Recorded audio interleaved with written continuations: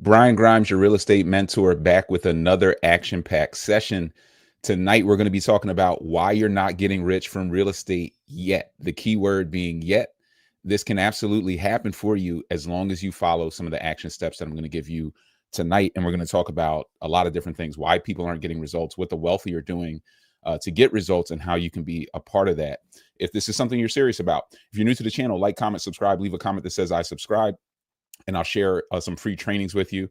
For a little bit of housekeeping, we have our real estate ride along tour coming up this Saturday, May 31st in Philly. So that one is sold out. So anybody who's interested in that, unfortunately, that one is already sold out, but we will be trying to do another one maybe in like August. So if you're interested in our ride along tours, that's where you spend the day with me, touring properties in different phases of full gut renovation. All you have to do is just drop a comment that says ride along, or click the link in the description. You can always tap in. If you're interested in our boots on the ground program, where we find, finance, rehab, tenant, and manage properties for our clients, that is also filling up pretty quickly. We usually only take on a couple people a month, but if you're looking for somebody to do it turnkey, we'll talk about that throughout this, but you can always reach out and just say boots on the ground. And we always have our community group. Looks like somebody's queen is tapping in from South Carolina. If you got always, if you guys have questions, comments, drop them in the chat section and we'll kind of answer them as we go. If you're interested in our 24/7 cash flow community, click the link in the description, click the link in bio. If you're on IG, if you're on YouTube, click the link in the description and just reach out. That's only $27 to join. We keep out the tire kickers with that price tag. But it's a strong community. Everybody's kind of jumping in to help. Even when you join, you're like, hey, I'm new. People are jumping in. Hey, welcome. I'm from this area. Let's tap in. So it's a good community and a good network of, investors, lenders, private money lenders, architects, engineers, contractors. There's like all these relationships that are here for you. A lot of people will kind of come to me because they hear about me or see me, but those relationships are available to you guys to utilize. Let's get into this and hope you guys are enjoying the holiday. I don't take a lot of vacations because I'm all about the real estate at the end of the day. The real estate to me is the ultimate vacation, being able to do this with every waking moment. Once you get that financial freedom and you're able to do real estate full time, you don't really want to take time off. So I hope you guys are enjoying it, but I'm always locked into this thing. And I know many of you are kind of with me there. Let's dive in. So why are you not getting rich from real estate yet? A lot of you are smart. You know that real estate makes more millionaires than any other industry, but a lot of us are stuck, and we'll only spend about probably like 25-30 minutes today, unless you guys have tons of questions. Most people are stuck. They don't get the results because of these key reasons. Number one, they have the wrong strategy. I see a lot of people tapping on IG. They have the wrong strategy. They're using a strategy like the 20% down strategy. A lot of you have heard of this. Oh, you want to buy some real estate? Well, you can house hack, and there are ways to put down 5 to 10%. But then you go to a lender, they tell you, oh, you got to put down 20%. That's the only way this is going to happen. I've had lenders tell me 30%. On my second deal, I put down 30%. I put down like 30 or 40K on a deal that was not that expensive. I mean, it was like 100K or less duplex. I put down 30%. If I could go back, I would have never given them that money. And in fact, with the strategies that I know today, I would have been able to acquire probably 5 to 10 of these properties that all 3x'd in value. It could have been $1 million play just from the knowledge alone. So the knowledge is really important, but you must pick a strategy that has a recycling component. That's kind of the second part of that. You need something where you can recycle your capital in and out of deals. If you go with the wrong strategy, which is some type of 20% down, or I'm just going to park money in deals type of strategy, eventually you will run out of money, no matter who you are or how much capital you have. So the number one reason people are stuck is they just have a bad strategy. That's very easy to solve. Just connect with somebody who has a better strategy than you and execute that strategy.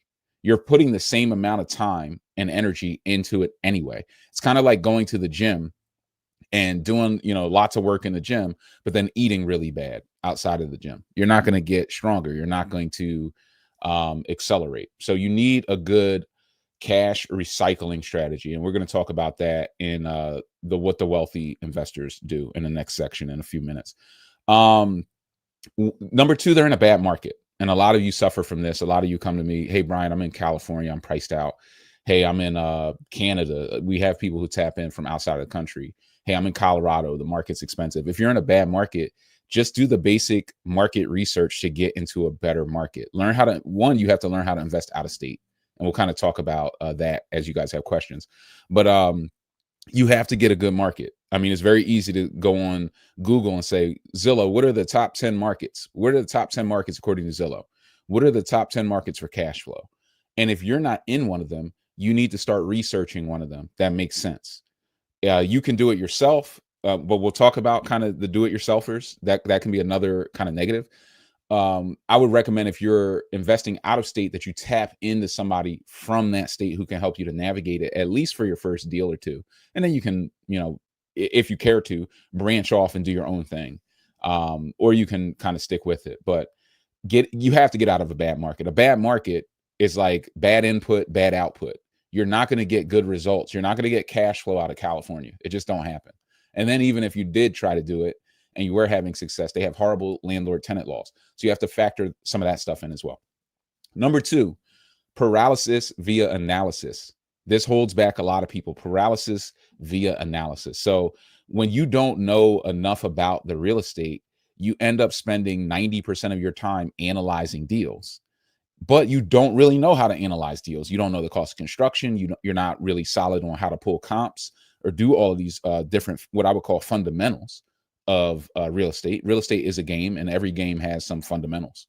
Basketball, you got to learn how to dribble and pass. Real estate, you need to learn how to pull comps and the general cost of construction, at least at a price per square foot range. And then you can start to back your way into deals. It's kind of like parallel parking your way into a deal. But if you don't know the analysis, then you just get stuck in paralysis, because you don't know enough. You kind of just feel stuck, and you're not taking any action. I'm going to break out in the third section of this, the action steps you need to be taking. But it's very difficult to take any action steps if you feel stuck at the end of the day. So you have to get unstuck with your paralysis via analysis. The only way to do that is to just get educated, or get what I would call a superior strategy. You guys have to understand this if you want to accelerate in 2025 and beyond. There are people out there with superior strategies. A superior strategy is one where if we put in the same amount of effort and time into the strategy, my results 10x your results, because my strategy is superior to yours. You need to start focusing on and looking for superior strategies within real estate investing, and then focusing your attention and time there. And just, even our 24/7 cash flow community, you can click the link in description, click the link in bio. You can get enough education just there to get unstuck in terms of paralysis via analysis. But 90% of the people are stuck here. Wrong strategy, bad market, paralysis, analysis. Money versus knowledge. This is an important one. Money versus knowledge is something you have to, it's like a mindset hack you have to burn in. There's only two things in real estate: money and knowledge. The less you have of one, the more you need of the other. The less you have of one, the more you need of the other. So if you're walking around and you're like, I want to be a real estate investor, but you have very little knowledge, you better have lots of money. You better be willing to get burned for 50, to 100K by a contractor, quite frankly, so that you learn the cost of construction that way. You better be willing to kind of do that. Or if you're smart, you'll just take your money and probably get mentorship and accelerate. But if you don't have lots of money, if you're kind of one of those people, hey, I want to start off, I'm working with 10K or less, I'm working with 15K or less, or 5K or less, or whatever your number is, you need a lot more knowledge than somebody who's walking around with 100K, who can make mistakes or just pay somebody for a mentorship program to get in and get accelerated, to just get tapped in, dialed in, have all the research done for them, and get those results. So you need to focus on your education a bit more. To the degree, I mean, if you break this out in real estate, there are people with so much knowledge that they don't need money at all. They don't need any money. And there are lots of investors running around like that. Like, you don't need money. You can just snap your fingers. Money, you can raise money. You can bring people together for deals. You don't necessarily need money to do deals. A lot of people think money is their biggest issue. It's not. It's knowledge. If you come to me, in fact, and say money's your biggest issue, I'll tell you it's knowledge. Because if you had enough knowledge, you wouldn't even need the money. So it should just point you to diving a little bit deeper. Understand that there are 101 ways to invest in real estate. It's just about picking the right strategy. So not having a ton of cash could be a strategy issue. You need a strategy that requires less cash to get success. And you need the knowledge of what that strategy is and how to execute. So don't give up on yourself, and don't get down on yourself because of your financial situation. Just seek out superior strategy and finding a better market and understanding the analysis required to present good deals to other investors or partners, and you'll magically have the money. The last one is doing it yourself. Ownership of real estate is a solo sport. It's like golf or tennis. Real estate investing in itself is a team sport. So a lot of us are do-it-yourselfers. We're used to being like, I do it myself, I get my own. And that attitude and mentality can be good. It can get you out of certain situations or lifestyles. But when it comes to real estate investing, it's to your detriment, because there are people walking around with a whole different mindset. Like, hey, I'm not trying to do any of this myself. I'm trying to get leverage. I'm trying to, build teams. I'm trying to accelerate. I want to do 20 deals at once. And they're smart enough to know that you can't do 20 deals at once by yourself. You're just one person. You can stand in one house. So you need a big team, and you need systems and resources and leverage. So the do-it-yourself mentality, while it can get you, if your goal is very small, and I don't want to belittle a small goal, because my goal was small. When I started, my goal was to do 10 deals in 10 years, which is not a small goal in the grand scheme of things, because most people don't do any deals ever in their life. So if you went and did 10 deals, it'd be pretty big. But in terms of your total trajectory and what you're capable of, doing 10 deals is very small. You could do 10 deals, one deal a year by yourself, probably.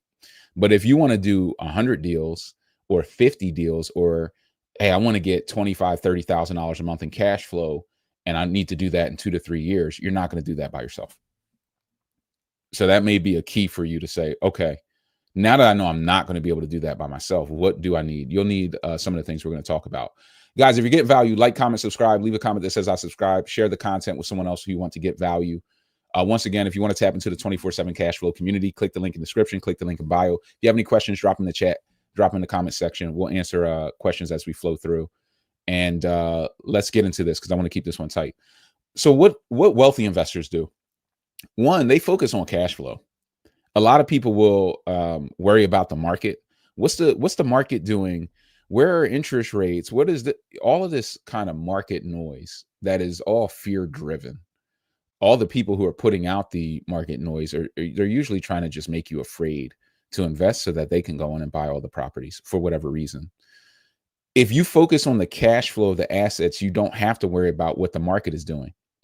The market almost doesn't matter, because if you're buying these properties, you're putting them on 30-year fixed mortgages. Once they're locked in on that mortgage and they're cash flowing, it doesn't matter if interest rates rise after that point. If they go down lower than the rate that you have, you can always lean in, refinance into a lower rate, unlock more cash flow. But if your property is cash flowing, the debt is being paid down by the rent, the property is going to have the ability to appreciate, and you're going to be getting tax losses. It's a win. Stack that win, move on to the next deal.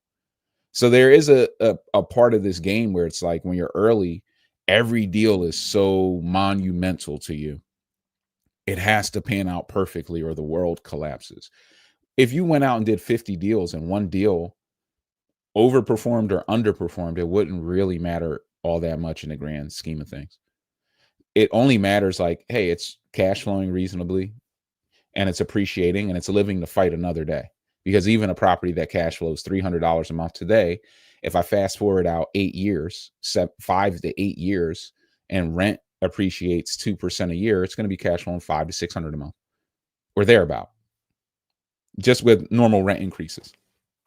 So you also don't need to put too much pressure, but just go for cash flow. Keep it simple. Use the BRRRR strategy to recycle your capital. Use some type of superior strategy like the BRRRR strategy, where you can recycle your capital. There are lots of anti-BRRRR strategy people out there that I've seen that are like talking heads, but they all became wealthy off of the BRRRR strategy. Then as soon as they got wealthy, they decided, well, the BRRRR strategy is not that great. Just give me your money and I'll put it into some big commercial building or something like that. They have some story as to why it's not good for you, even though it was good for them. The BRRRR strategy is the superior strategy. It gives you massive tax losses. It gives you massive cash flow. It gives you the ability to recycle capital in the short and long term. And it allows you to build your properties in a way that is sustainable, because every property is not a good property. All money is not good money. You like the BRRRR strategy, or we like it because we can buy the property, and BRRRR stands for buy, rehab, rent, refinance, repeat. Buy, rehab, rent, refi, repeat. So during that rehab process, I'm able to go in and full gut rehab the property. Most of these cities, and you can go and do this research, they're 100 years old, the properties. I was just looking at a property the other day built in 1906, 1915, 1920, entire cities. So we're now at a period in time where these properties are 100 years old officially, meaning they need extreme rehab. They need gut rehabs. All the corner cuts are done. They've been done over the last 40 years. There's no more ability to cut a corner. So if you think you can run in, let's say this is like a strategy that a lot of people will try to push in a market like Cleveland. Oh, well, you could just come in, 100K or less. We'll have some turnkey rental properties for you. They're already tenanted. You just buy them and, you're good to go. You're not good to go, because they're 1,500 to 2,000 square feet freestanding, which means all four sides of the property are exposed. They haven't had new siding. They haven't had foundation work in 50 years, 40 years, 30, whatever it is. The property shifted. The interior, it's got knob and tube wiring, cast iron plumbing that's going to leak everywhere. The roof hasn't been redone in 18 years, 20 years. You're buying a liability. It's fool's gold. So somebody's going to get you this property. Oh, I got it 100K or less and it was turnkey. And then all the cash flow you get, you're going to bleed back into the property. You're going to now rehab a property while it's tenanted, which is extremely difficult to rehab a property with someone living in it, versus rehabbing a property that is vacant, where you have lender money to fix it, and where that rehab was already factored in. It's much better to rehab a property, put 80 grand into it, whatever it needs, and then tenant it, and then have it be set up, all new wiring, all new plumbing, all new HVAC, put all of these new things into it so that it's set up for you for the next 20 to 25 years. So you can really cash flow your way. By the time, what happens after that 20 to 25 years? Well, some tenant's going to have paid your debt basically off. So if you took $150,000 loan for the property, that's going to be paid off. The property's probably going to have 2x in value over 20 years, probably 3x realistically, if we just look at historical values. So you're going to have a whole lot of equity where you can run in and refinance the property and, put another 80 grand into it and then write it off on taxes. Like it's not really going to matter. You just want to set up your portfolio so that it's not a headache. A lot of people build a portfolio that's a nightmare. The worst thing that could happen for a lot of you is that you could run too fast with a bad strategy. Somebody said upper class finance. And so you guys know I'm speaking the truth. He said, I'm in Gary, Indiana, and that's exactly how properties are. Yes, in Gary, it's exactly how they are. They're big freestanding houses. Gary was built a long time ago. It's mostly dilapidated. There's tons of deferred maintenance. They're trying to sell you a property where the side wall is collapsed. And you're like, well, how much it costs to fix that? 20 grand. Well, the property's only worth 120. The cost per square foot of construction, what we all have to realize is the cost of construction. Let's just break it down. The cost of construction is materials and labor. It's really those two things, materials and labor, right? Materials they're not local. It's not like, oh, the lumber in Pennsylvania comes from Pennsylvania. No, it comes from Canada. It's all coming in from outside of the country, a lot of it. That's why we're having these trade tariff wars and all these things. So the cost of materials is equal in every municipality, more or less. More or less. Sure, we can find outliers. It's the cost of labor that can vary and fluctuate, but even that doesn't fluctuate that much.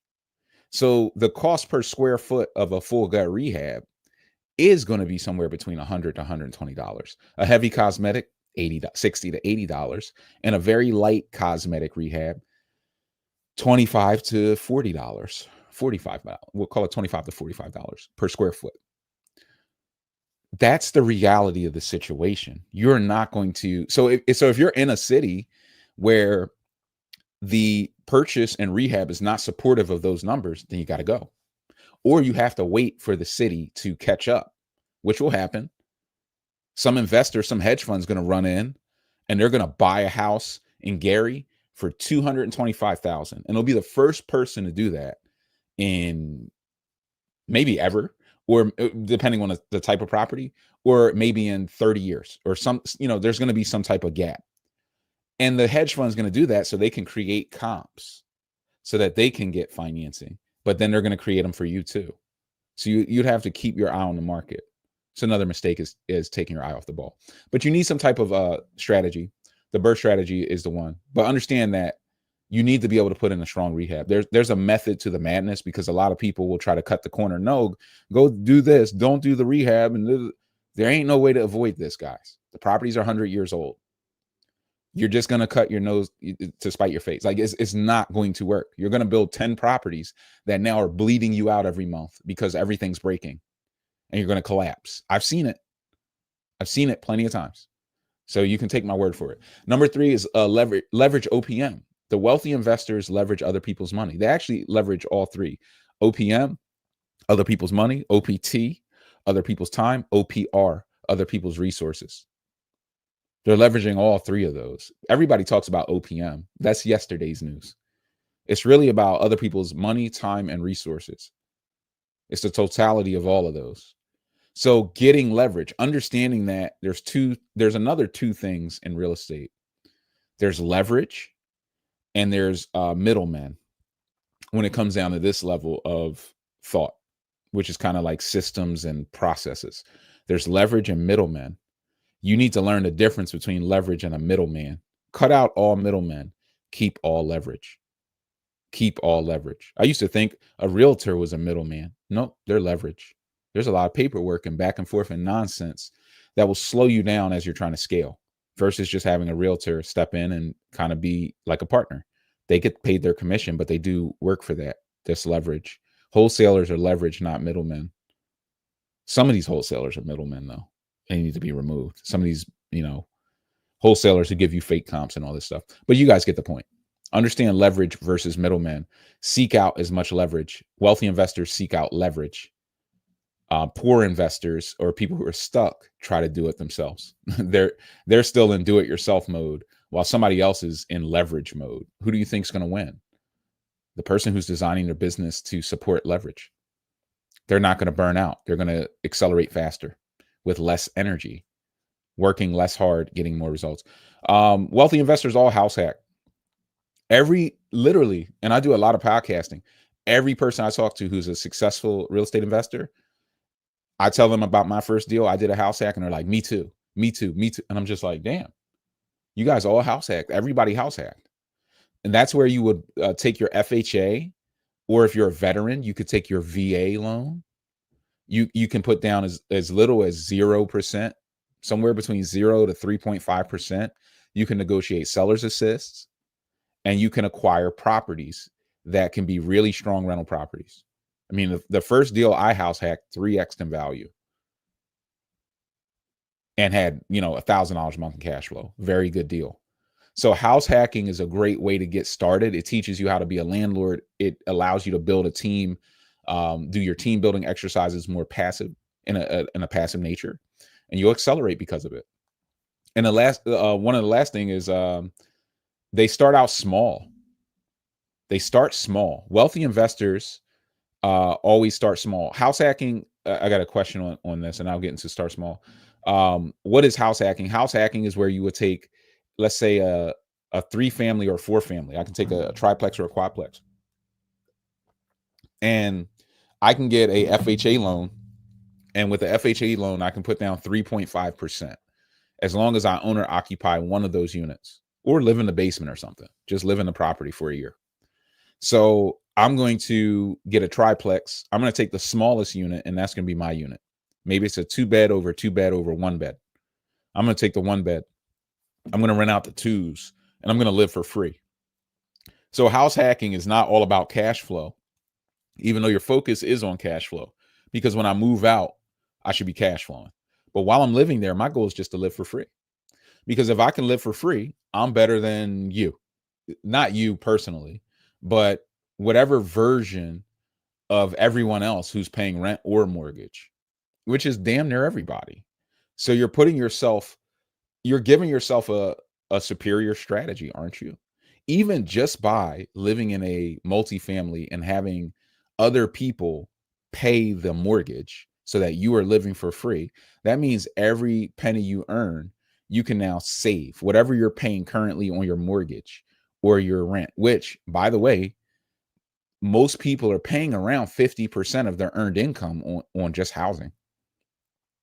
So that means this strategy of taking 3.5% down, sometimes as little as 0% down, it's just knowledge based, because there's a lot of free money out there to do this. You can now implement a superior strategy where you now live for free. You change the paradigm. I live for free. You pay to live. You pay for your housing. I live for free. So now I can save all of my money, that 50% that's going out the door. And I'm just so much more competitive than the competition they're out there. They don't have as much money. They can't take as many gambles or take as many shots as me because I'm living low. What's the worst that's going to happen? I'm still living for free. Even if this deal goes belly up, I'm still living for free. I'll figure it out. I'll stack back up over 6 months, $5,000. Even if you're making, let's say you're making 60K, you're getting like, let's say 75K, you're making like $5,000, bringing in like $5,000 a month, 4,800 a month. All right, well, if all goes to hell, I'll just fall back for 10 months, stack up another 4,800 a month. Or even after bills, stack up another, let's say I can save now 2,500 a month because I'm not paying to live. My tenants are. So now I stack up another 25,000. I'm right back in the game, whereas somebody else is completely out of it. So house hacking is good. And then starting small. Let me get back over here. Starting small is really important. You want to start small to get big, to scale up. Start small. A lot of people watch too much TV, too much social media, too much of this stuff, and they want to go out and do a 100-unit building. I want to go ground up, 20 units. I think that's about right for me. And it's like, have you ever done a deal before? No. And it's like, girl, I appreciate the big thinking. And it's not that you can't execute on this. It's just that the likelihood of you executing on this flawlessly as your first deal ever is very low. And if it goes bad, which it probably will statistically, you're going to be completely wiped out because you don't have the cash reserves or the knowledge to handle any problems at this level. You're much better starting off with a small single family deal. Even if your goal is multifamily, big multis, big cash flow, 20 grand a month. I got to be out in 2 years, even with all the urgency. You can throw all the urgency and all the reasons why at me, and I'm still going to tell you, start small. And it's the best advice anyone could give you, quite frankly. It's the most God's honest, best advice somebody could give you is start small. Because when you start small and you're going fast and you're all urgent and you make that little mistake, it's going to be a little mistake. You're going to be able to recover. The learning you get from the small mistake, you can apply to the bigger deal in the future. The bigger deal is always in the future. It's always available to you. Some of us think that the 100-unit ground up deal is going to dissipate. It's not. There will be another one. There will be another and another and another and another. It doesn't matter. But you will be able to apply that small lesson to it and avoid the big costly mistake. You'll be able to take a $500 mistake and apply it to something that would have cost you $50,000. So starting small allows you to, it's kind of like playing in a sandbox or practicing, getting, some reps in that you can now apply to a much larger scale, and you will go faster than the competition versus somebody who tried to start big, failed, had to fall back for 2 years. You started small, didn't fail or have to fall back, and you were able to keep going for those 2 years. You're going to acquire an extra 10 to 15 properties in those 2 years while somebody's sitting on the sideline. Then they do it again because they haven't learned a lesson, and they have to fall back another year and a half, and you do another 40 deals. So then you look over and you say, well, they tried to go big. They have 8 properties. I have 58. And I started small. How did that work? Because of this. You're going to apply different lessons. You're going to accelerate at a much different scale than them. Guys, if you're getting value, like, comment, subscribe, leave a comment that says I subscribe, share the content with someone who you want to get value. If you're interested in our 24/7 cash flow community, click the link in the description, click the link in bio to tap in. It's only $27 to join. We don't need to hide that. We use it to keep out the people who aren't serious. $27 is like a quarter tank of gas, a carton of eggs. Like it's not about the money. It's just about what you pay for, you pay attention to. Putting up something into your own education. You need to build that muscle anyway. A lot of us lose that muscle after we graduate from high school or college. But even college, the cost of college is like, people will go into a loan officer's office and rip a signature on something for $100K for some college degree that, while I do believe in college, I mean, half of these degrees, I mean, you're going to get a job making $40K. I know people who got $150,000 degrees and started off working making $25K. Lots of people, not just like a little bit of people, lots of people, arguably most of them. So for $27, you would actually get a better financial education than anything you've ever learned probably in your life, realistically, because these are $1 million lessons that I paid the price for. So you don't have to. Do yourself a favor, bet on yourself, bet on your what we call portable equity. This is knowledge you can take with you for life and apply for life. Bet on yourself that you, with that level of knowledge, are more powerful and capable version of yourself, and that you will be successful. Bet on yourself and educate yourself. It's not about the $27 course. I really don't care if you get it or not. You should help yourself by getting it if you need that knowledge and if you need community and support. You should help yourself. It's not necessarily going to do anything for me. But in any event, even outside of our courses and what we offer, the Boots on the Ground program, we'll build houses for you, the ride along, I'll show you the game hands-on. All those things are available. Educate your damn self, however you do, with whoever you do. Vet out who you think is good, who you trust, who you like, know, and trust, who you feel good about or you identify with. But get yourself educated. Don't go out and get the school of hard knocks education, which is where these contractors steal money from you. And then you have to run back and pay for mentorship and all these things anyway on top of that, because then you're now afraid of the game and you're like, damn, I really better pay to learn.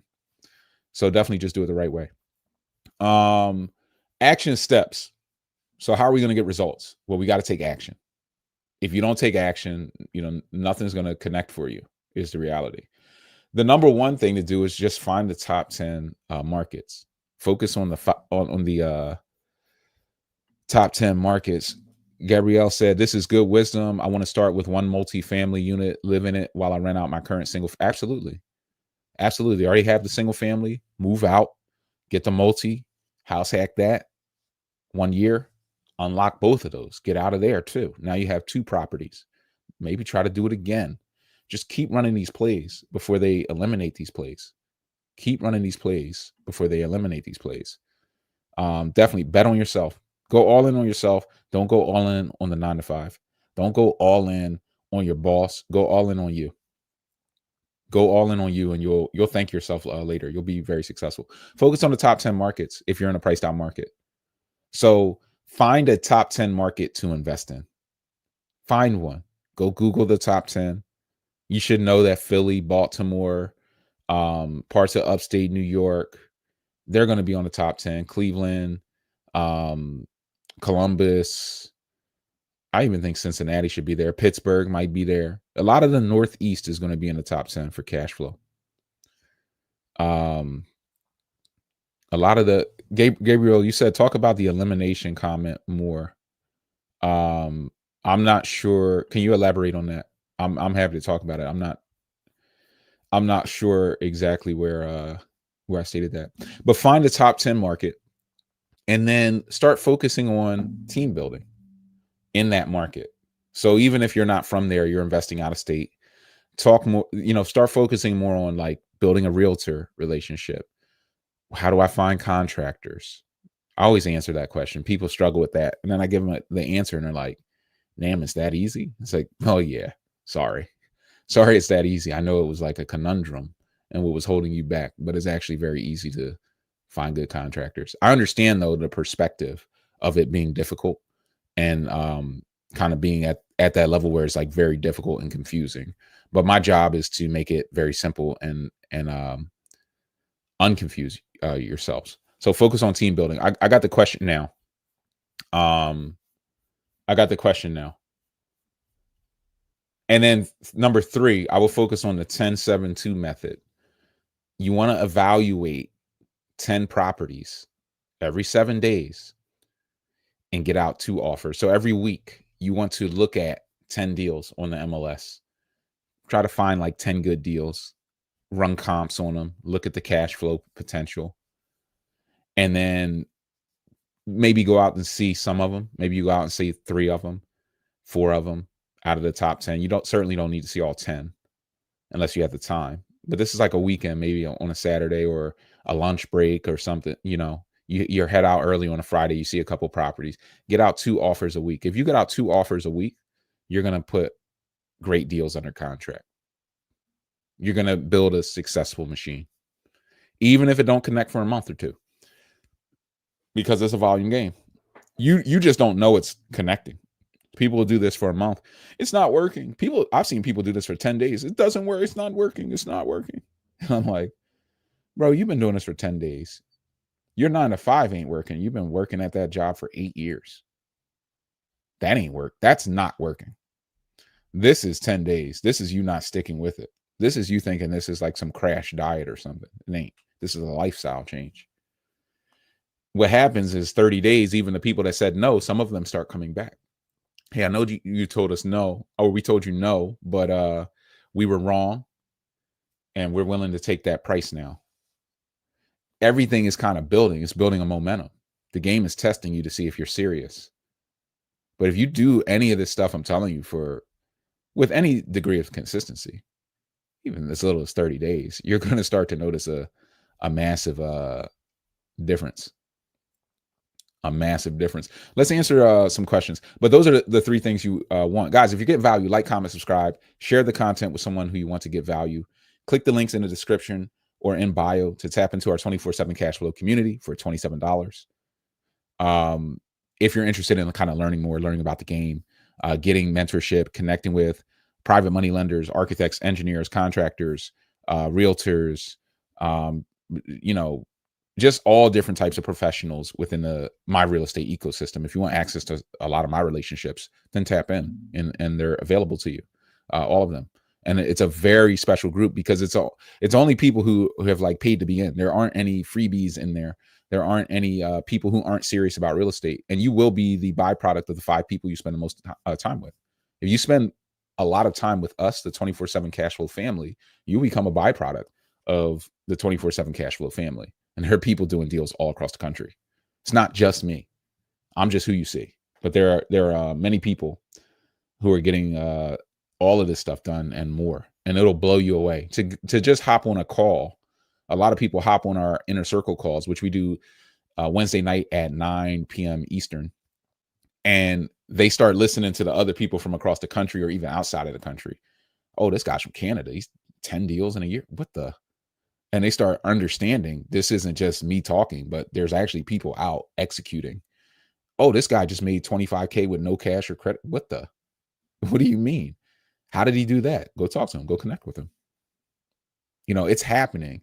And there are people with this superior knowledge and superior strategies that are out there. There's just not that many of us. So there's a lot of people wonder, well, if this is good, why do you share this information? Because there's not enough of us. There's so much abundance, you guys can't see it, or you may be of the scarcity mindset. But from the abundance mindset standpoint, what I can see is like there's so many fish in the sea. There's only so many of us. Who cares? There's so many houses to go around. I could never do all these deals in a lifetime. I would need 20 lifetimes. I would need 100. I would need 1,000 lifetimes to be able to do all the deals that I can see that are out there. So it's very easy to just go out and build 1,000 developers who can all get a piece of the pie, and then we will have our impact on this little bit of time that we're on this planet anyway. We'll have our impact. We'll do our job. We'll set our families up. And then when we're gone, they can take the knowledge. They can take the knowledge and run with it and pass it down, because it's really the knowledge that is the key. We want to build all this stuff for our family and for our legacy. We're not going to take any of the stuff away with us when we're gone, but this will give us more free time, more financial free time to spend with our families and pour the right information into them to protect the legacy. Because you can give somebody money, that doesn't mean anything. You got to be able to put the time in and give them the education and let them see the lifestyle. You don't need to buy diamonds and all this nonsense, but let them see the lifestyle of being financially free and spending time with your family and doing the right thing and showing up and being there and being consistent, being involved. I know a lot of us want to be, and we can't be because we're in that 9-to-5 cog. This is about you kind of getting out of that and stepping into more of your purpose. A lot of you, your purpose is different. Your purpose is not in the 9-to-5. That's why it feels bad. Your purpose is in doing something else. This is a tool that, if real estate is your purpose, real estate is definitely my purpose. So, this is where I am, but you can also use real estate as a tool to just go do your hobbies or whatever your purpose is. Many of you have different purposes, and real estate is a tool that can get you there. It is a tool that can get you the cash flow to spend more time with that. You said get yours before it gets eliminated. Yeah, you need to get your hands on some real estate. You guys have to understand that the goal, if you Google the World Economic Forum, they told you, geez, we're at 42 minutes. You guys have me ranting. They told you will own nothing and be happy. You will own nothing and be happy. The goal that and part of this game is they have to tell you what they're going to do to you to avoid like a karmic debt associated with it. But part of their goal is for you to own nothing and they will be happy. They're speaking to two different people there. You will own nothing and we will be happy is really what they're saying. The big hedge funds are buying all the real estate right now. And the crazy part is they're buying all the single family real estate. They're buying all the low to the ground stuff because they want to turn America into a renter's nation. You've just seen things, if you've been paying attention. Atlanta, the city of Atlanta, is no longer majority Black. It's been turned. The hedge funds own probably 1/7 of Atlanta at this point, and they're going to own half of it in a very short amount of time if people don't wake up. And this will happen in every major city. If you thought gentrification was bad, wait until you see the next wave where the hedge funds come in with billions and billions and billions, and they're getting the resources and relationships to come in and buy this stuff and acquire all of this stuff right from under you. And there's not going to be an opportunity for your kids or their kids to even buy property. So while a lot of us are sitting on the sidelines, is now a good time to buy? Oh, this talking head guy, he might be a scam. All of this BS, quite frankly, versus just educating yourself, doing real research. Hedge funds are going to they're buying up all the properties. They're not thinking about it. They have the smartest mathematicians on the planet. People who went to school, went to college, went to grad school, then did another 8 years of math. And they're doing the numbers and saying, this is the most profitable. And you're still stuck in the paralysis through analysis. On the other hand, they have, 20 billion of capital. You have 10 grand. They have no second question about it. And they control the news. They have enough money to just pay for the articles to go out. Just put the information out. Tell them it's a bad time to buy. Tell them the market's bad. Tell them never buy singles, only buy commercial. So then those, these fools will wait 20 years trying to save up money to get that one commercial deal. And we'll buy that shit from under them. They'll never get it anyway. We'll outbid them. And then when they finally wake up and go back to buy the single family, it'll be so expensive. They won't be able to afford that either. They can rent from us for perpetuity, and their kids and their kids' kids. Screw them. That's how they're thinking. So if you're not serious, you're like, this decisions we're making, we're actually robbing our children and the next generations of even having the opportunity to get into this game. They won't even have the opportunity. They'll look at us and laugh and say, you were worried about dropping 20, 30 grand that you blew on a freaking Bahamas trip anyway. And now a single family is 1.5 million. They were selling them for 150 and you had to think about it. And you'll have some long story. Your story is going to start with what had happened was. No, but what had happened is just like, come on, bro. So that's what I would say is you have to get yours before it's eliminated, before the opportunity is taken. And the goal, but you also have to understand macroeconomically, the goal is to turn America into a renter's nation. And you're seeing it in many cities right now. If you do the research, go to certain zip codes in the Bronx. You can Google this right now. Zip codes in the Bronx where more than 80% of the people rent. They'll show you zip codes where 90% of the people rent in a zip code in a major city. And you're like, damn, 90%, 88% of the people here rent. Who owns all of this stuff? It's already happening. So it's serious. They said, like Jay-Z said in the 4-4, it's serious. So, that's kind of what I'm talking about there. Emily, or I'm not sure how to pronounce your name. I'm sorry. I'm not great with name pronunciations unless they're just like very simplistic, but I would pronounce it Emily or something. Amelie. I'm wondering how easy it is to get a Section 8 tenant in Baltimore. It's pretty easy. It looks like there are a ton of rentals available. How long does it usually take? I would say the problem isn't finding a tenant. Like, you can find a tenant in Baltimore in a couple of months. It's just dealing with the inspectors. Are they going to come out? Like, I had a Section 8 inspector in Baltimore come out, and the whole house was clean. Like, I was there actually cleaning the house when he arrived. Everything was clean. And the guy I think he was doing like some caulk and seal on one area in a back bedroom.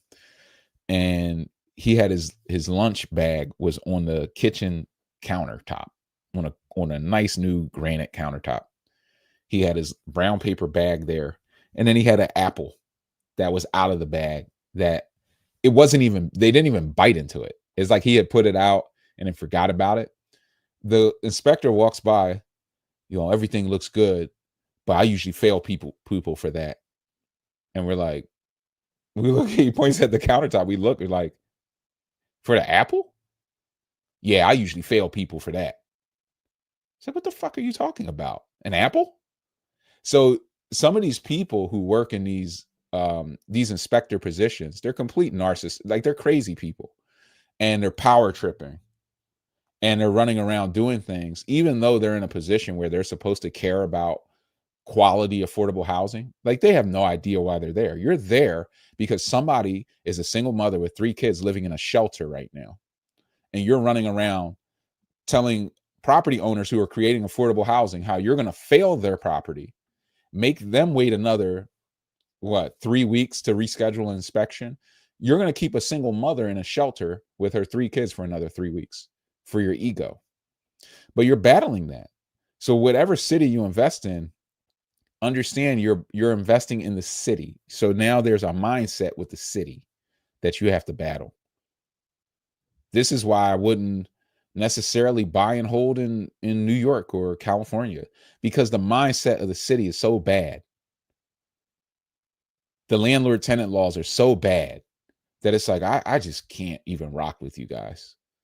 I can't even rock with what y'all are talking about and how you behave towards, property owners that you now want to tax, that you now want to pay. You want them to pay taxes. You want to increase taxes, and you want to make all these hurdles and pull these permits and pay these fees. And that's the cost of doing business. But then when it's time to monetize, you then have these attitudes and egos you also have to battle with. So you have to understand your city. So it's not that you can't find tenants, but you have to understand how to navigate whatever city you're dealing with.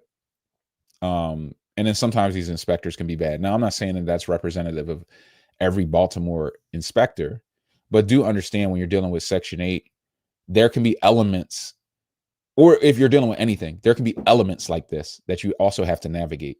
Because when I teach real estate, I teach you guys kind of to a perfection level. Like, here's what a perfect deal looks like. Here's how long a deal should take in a vacuum, in a normal situation. Not even vacuum, that wouldn't be effective, but in a normal flowing situation. Well, guess what? If some asshole walks in and says there's an apple on the table and he's going to fail you, or because he's having a bad day or whatever, that could probably push your timeline off a little bit. And there are real elements like this that are uncontrollable. There are city inspectors, there are plan examiners, there are architects and engineers, and there's different personnel that you're constantly interfacing with as a real estate investor. And those people can be unpredictable. In the grand scheme of things, things will typically move how I say they'll move, and in the timelines that I say they'll move. But in any individual deal, you can run into anything. This is not this ain't Property Brothers. This isn't some TV show that's scripted where, everything just looks good and, oh, there was this huge problem. Then you come back from the commercial break and they're like, we solved it. Every problem is solvable, but some things take longer than other things. And some personnel can be extremely difficult and extremely challenging. Some neighborhoods can be more challenging than others. Some of the best neighborhoods have the most annoying neighbors. They want to keep calling license and inspection and complaining and all types of, stuff. So you just have to be conscious of that, I would say, with your timelines. You just have to be conscious of that. So guys, hope that helped. We've been about 52 minutes, so we've gone longer. It looks like we're relatively out of questions.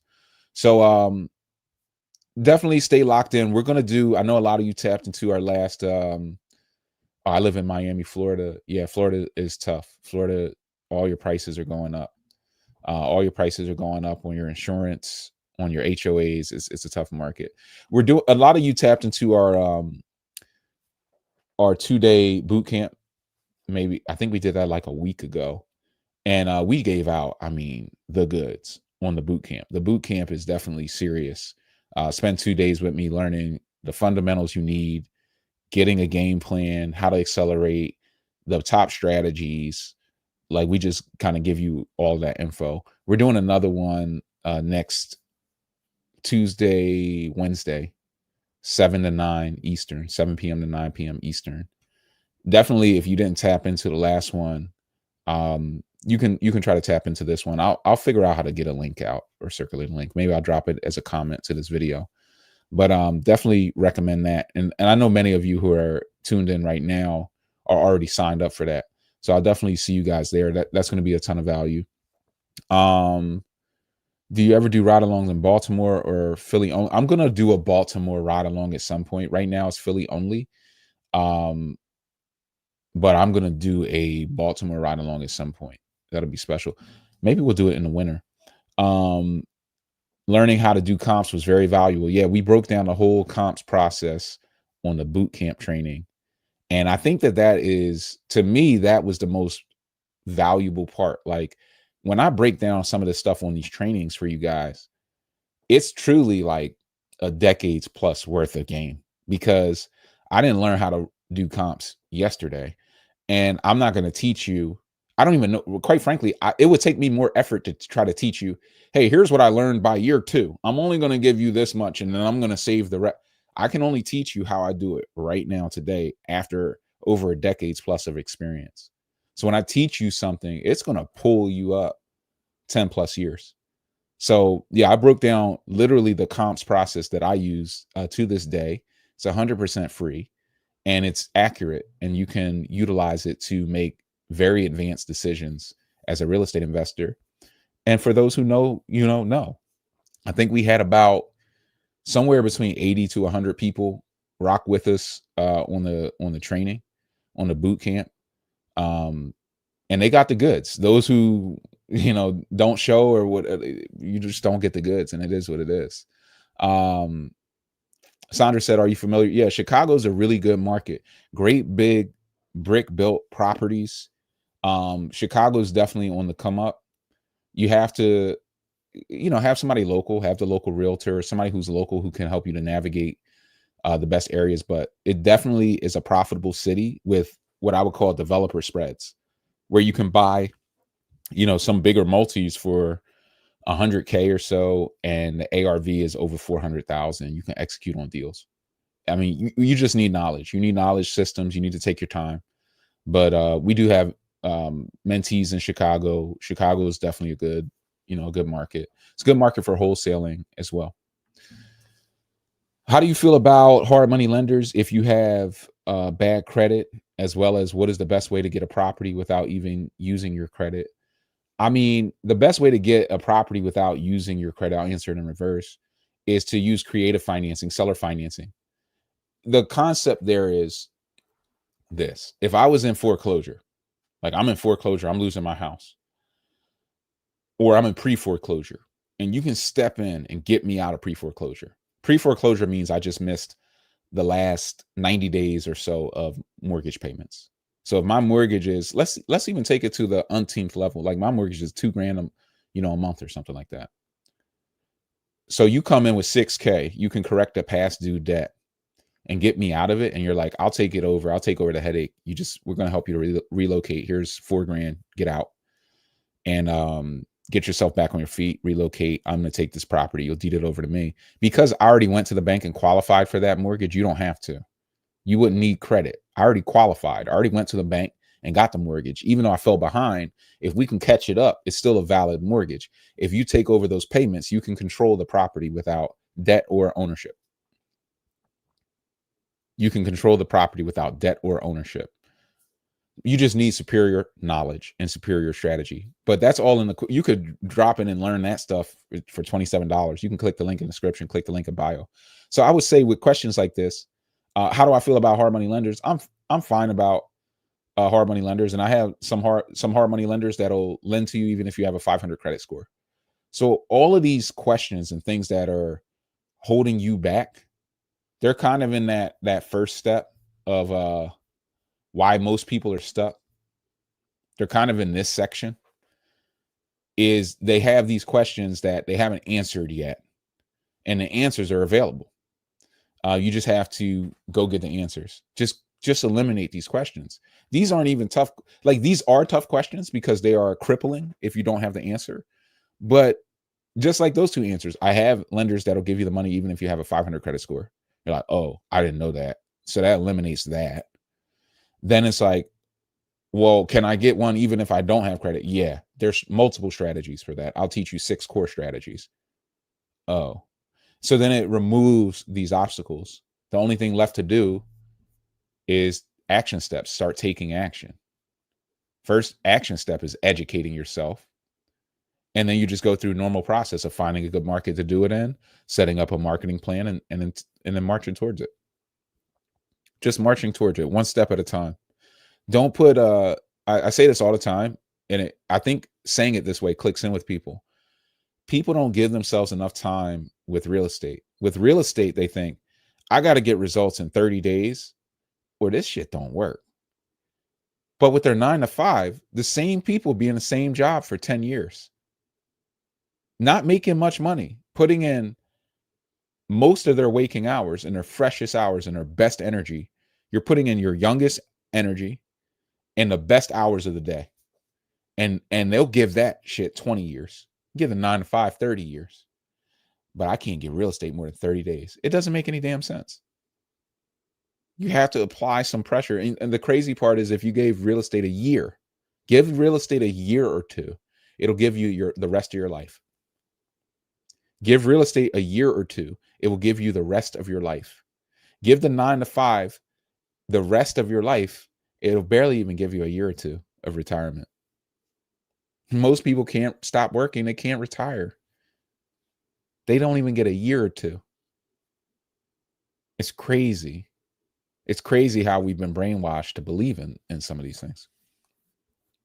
Seeing generationally that it doesn't work. And even the generations above us, at least they had pensions. Many of them, we don't even have pensions. Vincent, how do you get access to the MLS if you're not a registered real estate agent? You can get it from a registered real estate agent. There are some websites that you can pay a membership fee for, maybe like $40 a month, and they'll give you access as a member. You'll be able to access the MLS, but accessing the MLS is overrated, guys. The MLS is on Redfin. The MLS is on Zillow. The MLS is on Remax.com. The MLS is Realtor.com. It's overrated. You don't need the MLS to do anything. The MLS is on xleads.com. The MLS is on propstream.com, connectedinvestors.com. There's all these websites you can go to get it, but don't matter. You need to learn how to use Redfin or a website similar to just pull comps, because that's the only thing most of us need the MLS for.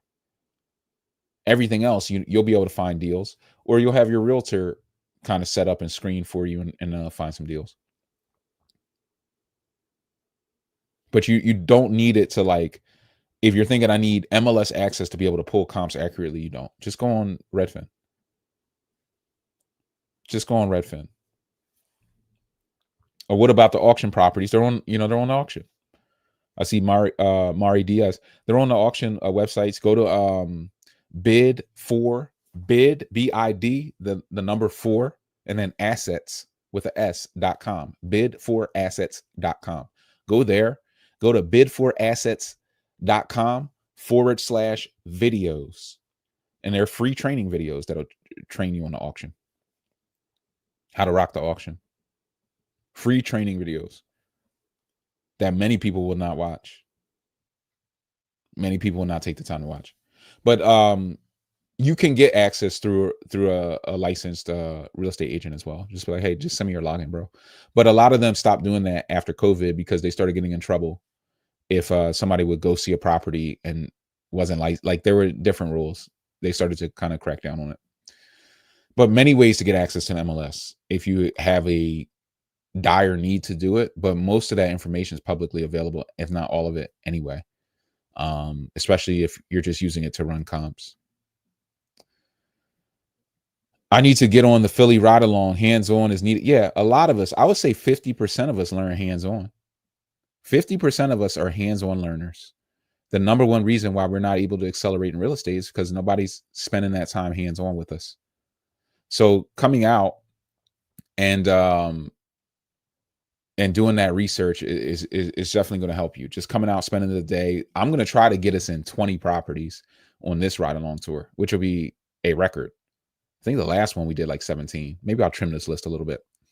But getting enough properties to where it becomes overkill. And then you will kind of learn and you will take the fear out. A lot of us have the fear of real estate. A ride along tour, going and seeing the properties hands-on, takes the fear out. Who can I talk to? Jose, one of our deal analysts. I'll connect you with him. Who I talk to about the stress test tool that was sent where it says do not edit. Yeah, I'll have you connect with Jose, and we'll get you dialed in. But I will watch the video multiple times, and it'll kind of break it down for you. The zip code area, yeah, I would connect with Jose. I'll connect you there. Sandra, I have friends that are with ROA in Chicago. Connect with me later. Yeah, part of, you can get into Chicago if you're interested in Chicago. Thank you. I'm in Massachusetts. Properties are pricey. Absolutely, they are. If I use the hard money method on a 4-family, don't I need good credit to refinance the house to my name? I would never refinance the house to your name. I would just refinance it in an LLC. The reason why, like, when you're using hard money, um, when you're using hard money, they are going to want you to be in an LLC because they usually lend business to business. And then when you refinance out, you don't want to change it to your personal name because you would trigger transfer taxes again. You want to keep it in the LLC because then it's not transferring to a new entity. So a four family, I mean, if you're going to do a four family in Massachusetts, just do a house act.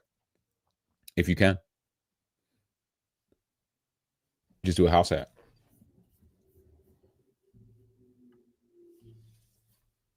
I fractured a foot, but I will try my best to see all 20.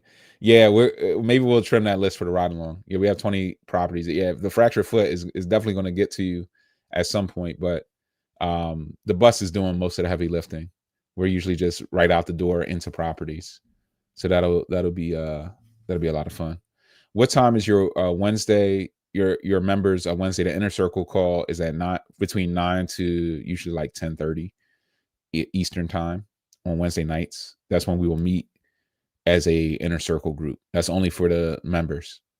So if you're in, you can always tap in there and dial in. And that we'll do it's just live Q&A. There's no topic, just live Q&A, but you're going to see investors from all across the country. And the questions that they ask they may be over your head or they may be right at your level, something you've been thinking about. What I've seen on those calls is, maybe 10, 15 people. Let's say if there was 50 people on the call, 10 to 15 would have questions and we would be doing like Q&A the entire hour and a half. And then there would be many people who are just kind of drinking it in at different phases, understanding the knowledge, getting their questions answered through other people's questions. And it'll accelerate you. I think it gives a lot of people confidence though, to see others who are investing at that level who aren't me. Because there's always an aspect of like, you see some talking head and you're like, well, yeah, they can do it, but can I do it? So I think it's good to see other people doing it across the country at different levels. Some people doing their first deal, some people doing their 10th deal, so that you can kind of see it in the early stages and rock with them, learn with them, connect with them. So guys, hope that helps. Enjoy the rest of the holiday. We got to, of course, get back to it tomorrow. Brian Grimes, Real Estate Mentor. I'll see you guys on the next one. Appreciate it.